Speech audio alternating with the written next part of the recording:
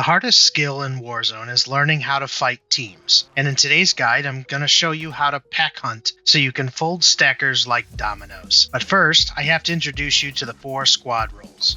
I like to call this the hunting party. Overwatch, support, breach, and flank. The simplest way to explain it is a 2x2 split, separate angles, and preferably separate elevations. First contact is called the breach. When shots first pop off, the enemy team will start to group together and engage the first teammate. This opens the attention gap for flank to push up to the grouping from a second angle, again using the pinch tactic.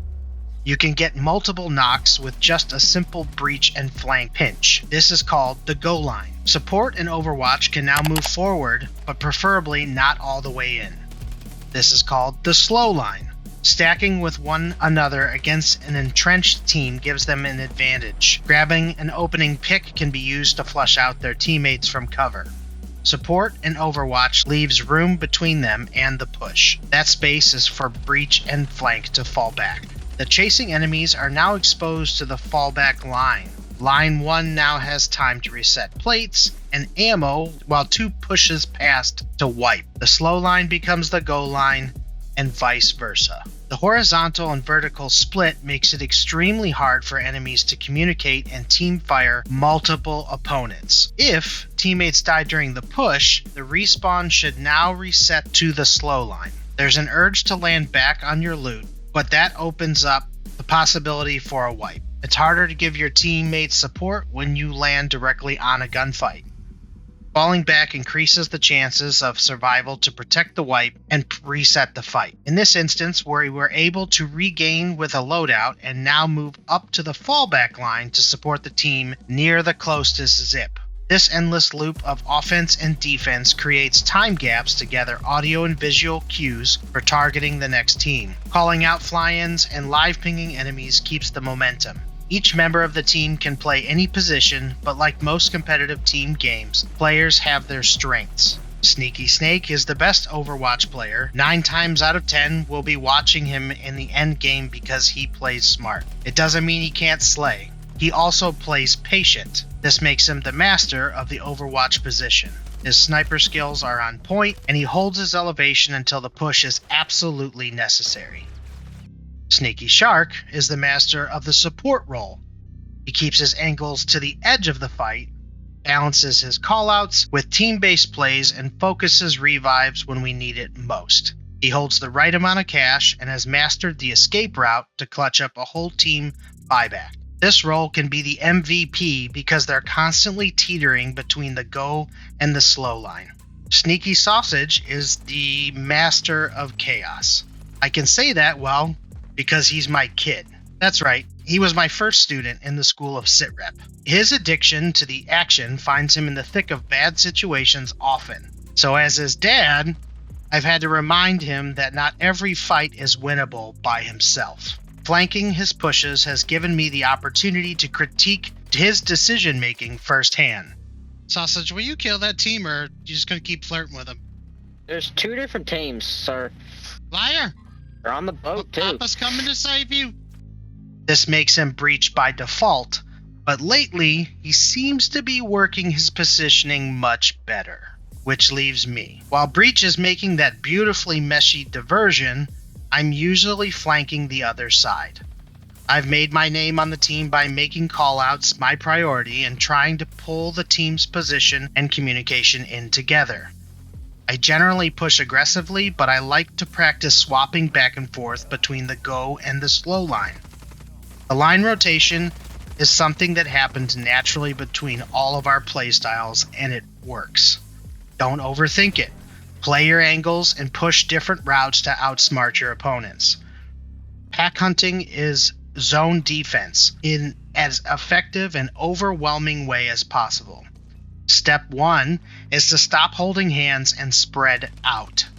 Give the room for the quad to breathe. When someone on your team makes contact, make a decision based on your minimap. If they're alone and your teammates are behind you, then push up to assist via the flank. If you're a distance back and see 2 or 3 teammates engaging, think about where the retreat will be. Resist the urge to rush into the action. gather intel, call out fly-ins, and predict the enemy's escape route. When the pressure is on in a sweaty lobby, enemy teams are going to fall back to their team and close by cover, and that's where the magic happens. 4 players in one room is just asking for a squad wipe. But catching that retreat line or ambushing an already weak team is where big brain players take home the kills. Support in Overwatch can farm just as many kills and stay out of the line of fire. If you hard split, or you're playing in a duo playlist altogether, this strategy has to be even more fluid. Remember, this is all not directly coordinated. It's just instinct and all positioning. All you have to do is pace your push, count your enemies, and be careful not to overstretch from cover. Make it difficult for tight grouped teams to land collateral shots on you and your teammates. It is extremely hard to wipe a spaced out formation. Remember to change your position after a teammate dies because they now have your position. A good hunting party is calling out the next target with verbal callouts or live pings as the fight unfolds. If the prey is on the move, live pings will put a bullseye straight on the target through surfaces for a moment. This will help the opposite side of your push know the location. In a duo, the stagger left and right method has to be more fluid. Over pushing with the teammate can make it too easy for a 4-stack to pinch you. Use opposite angles to draw fire away from your teammate and give them valuable seconds to reposition. The final zone tactic is the most primal of the pack hunt. This is called circling. The breach makes contact and the flanks can split against edges of the circle to divide the enemy fire. Here, 3 enemies are focused on the rotation, but the final flank puts overwhelming pressure on the stack from behind. This widespread positioning makes it very hard for a team to engage multiple targets.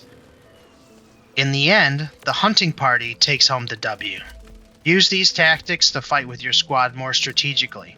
Share this guide with your team and start participating in the split and rotating the slow and go lines.